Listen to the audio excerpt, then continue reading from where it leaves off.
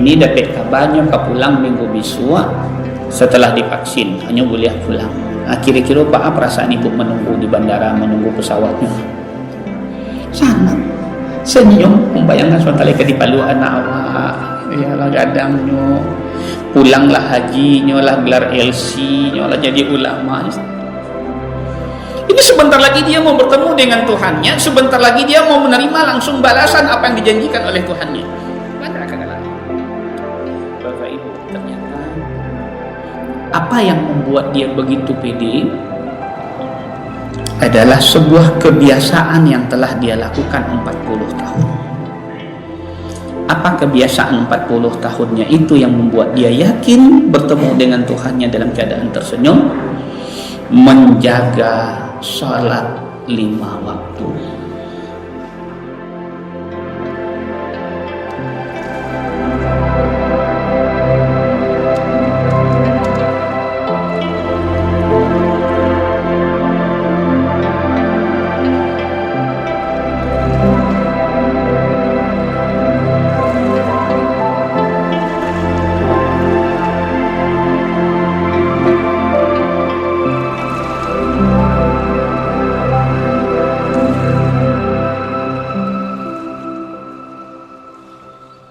Selalu beristighfar.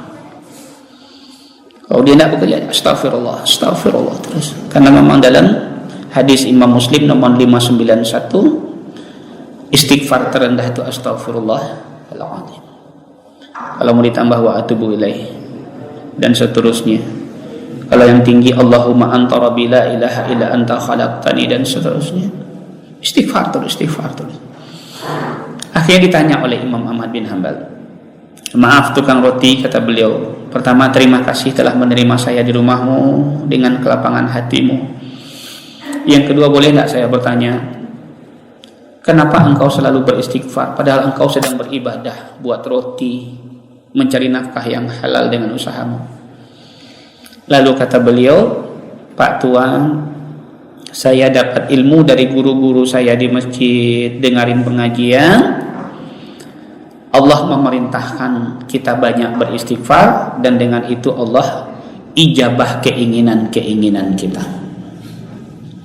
Kata beliau, saya sudah 30 tahun membiasakan lisan saya dengan istighfar sebanyak mungkin. Kalau saya nggak ada waktu, nggak sedang beribadah khusus, saya lebih memilih menggunakan lisan saya untuk istighfar daripada untuk mengomongkan yang lain. Alhamdulillah, semenjak itu semua keinginan saya di dunia ini telah dikabulkan Allah Subhanahu wa taala.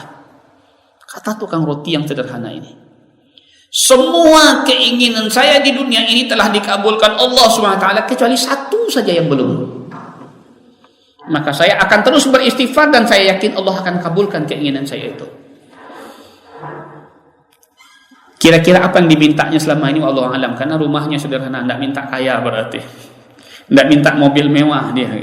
Tapi dia mengatakan semua yang saya minta kepada Allah semenjak saya biasa telah dikabulkan Allah kecuali satu. Maka penasaran Imam Ahmad bin Hanbal, ditanya, boleh saya tahu apa yang belum Allah kabulkan untukmu? Kata beliau, saya sangat rindu ingin bertemu dengan seorang ulama besar.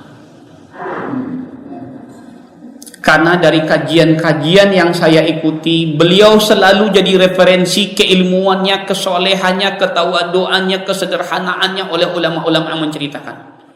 Saya tidak tahu wajahnya, saya tidak tahu di mana tinggalnya, tapi saya ingin Allah pertemukan saya sebelum saya meninggal dengannya. Siapa ulama yang engkau ingin temui itu?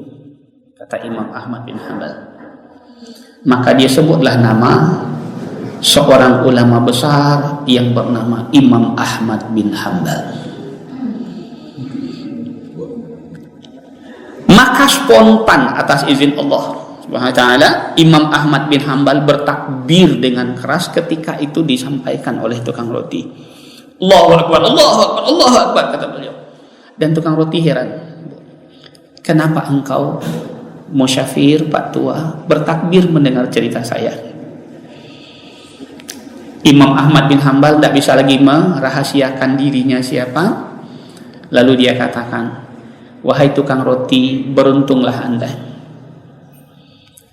Malam hari ini semua keinginan Anda di dunia karena Anda rajin beristighfar telah dikabulkan Allah Subhanahu wa taala. Maka dia memandang Imam Ahmad bin Hanbal setengah kaget, kok dia menjawab seperti itu gitu. Lalu dia simpulkan, apakah yang di depan saya sekarang engkau adalah Imam Ahmad bin Hanbal? Maka kata beliau, na'am, Allah mengkehendaki kita bertemu malam ini. Akhirnya tukang roti itu meninggalkan adonannya, dia peluk Imam Ahmad bin Hanbal dan dia minta doa khusus kepada Imam Ahmad bin Hanbal untuk akhir hidupnya yang terbaik di sisi Allah Subhanahu wa taala. Satu sebuah kisah yang menarik. Kisah kedua Bapak Ibu, kalau kita lihat perjalanan dakwah Imam Hasan Al-Bisri, seorang salafiyah yang luar biasa. Beliau hidup sezaman dengan Rabi'ah Adawiyah. Bahkan dalam riwayat, Rabi'ah seorang sufiyah perempuan yang tidak mau menikah ya di dunia, pernah dipinang oleh Imam Hasan Al-Bisri, tapi tetap beliau tolak. Karena ketika dipinang oleh ulama besar, dia mengajukan beberapa pertanyaan. Kalau Anda bisa menjawab pertanyaan itu dengan pasti, saya mau engkau pinang sebagai istri. Kalau tidak, jangan. Salah satu bertanya, apakah setelah saya menikah denganmu, kemudian nanti saya meninggal, saya bisa meninggal dalam kondisi husnul khatimah atau su'ul khatimah? Lalu kata Imam Hasan Al-Bisri, tidak bisa saya pastikan. Yang kedua, apakah nanti saya menikah denganmu di dunia, ketika saya meniti syiratal mustaqim, saya selamat melewatinya, bisa masuk surga tanpa hisab, tanpa masuk neraka, atau saya akan jatuh bersama yang lain? Saya tidak bisa jawab, kata Imam Hasan. Kalau Anda tidak bisa jawab pertanyaan saya itu, maka jangan ganggu cinta saya kepada Allah Subhanahu wa taala. Begitu kata Rabi'ah. Allahu Akbar. Saya ingin tidak ada di dunia yang bisa mengganggu kecintaan saya kepada Allah Subhanahu wa taala. Walaupun itu dalam kajian-kajian berikutnya ada batabal ulama, karena ada keutamaan-keutamaan pernikahan. Nah, Imam Hasan Al-Bisri ini unik Bapak Ibu.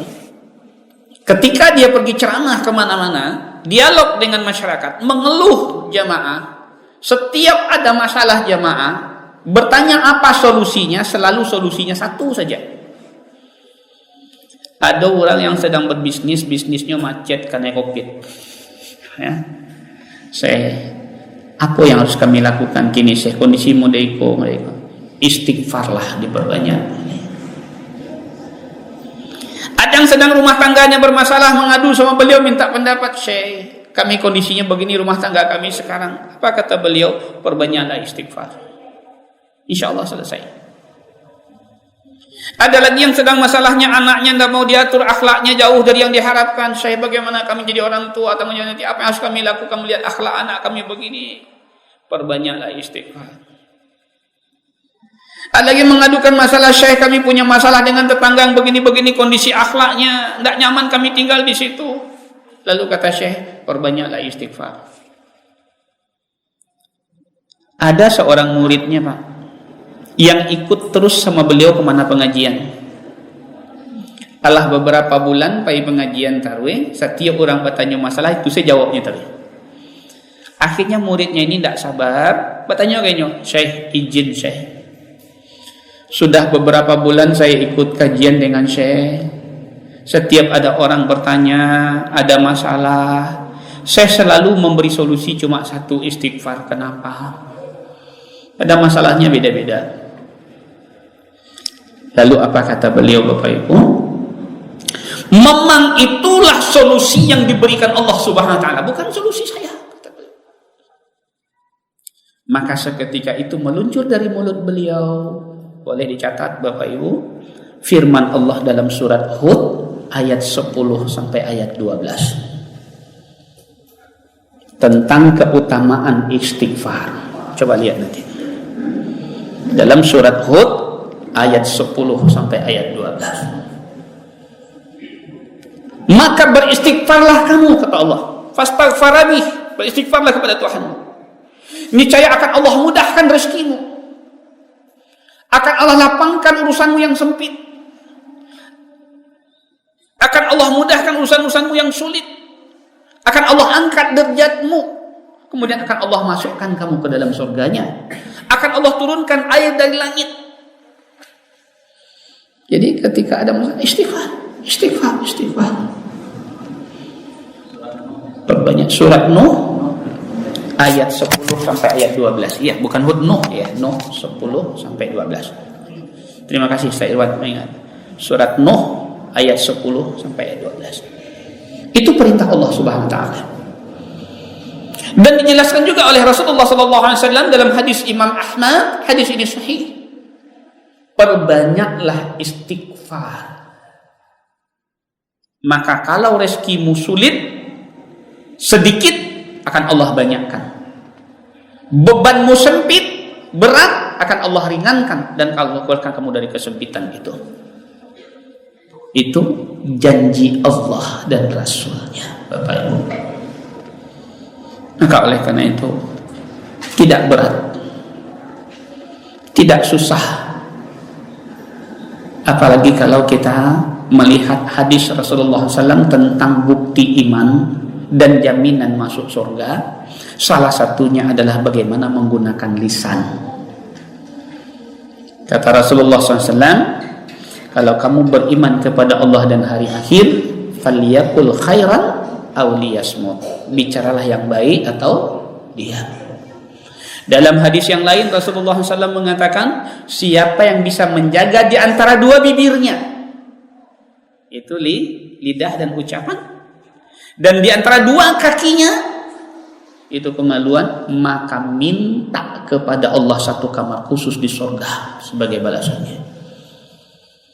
Maka oleh karena itu salah satu fokus kita ketika Allah masih berikan nikmat. Banyak orang yang tiba-tiba stroke, tidak bisa ngomong. Akhirnya baru sadar betapa pentingnya nikmat bisa berbicara. Sehingga Masya Allah, saya dikirimi video oleh teman sama-sama terapis. Ada pasiennya yang stroke, tidak bisa ngomong. Setelah diterapi bisa ngomong, akhirnya apa? Sudah bisa ngomong, harinya habis untuk baca Quran. Menembus selama tidak bisa bicara. Alhamdulillah kita masih bisa bicara hari ini.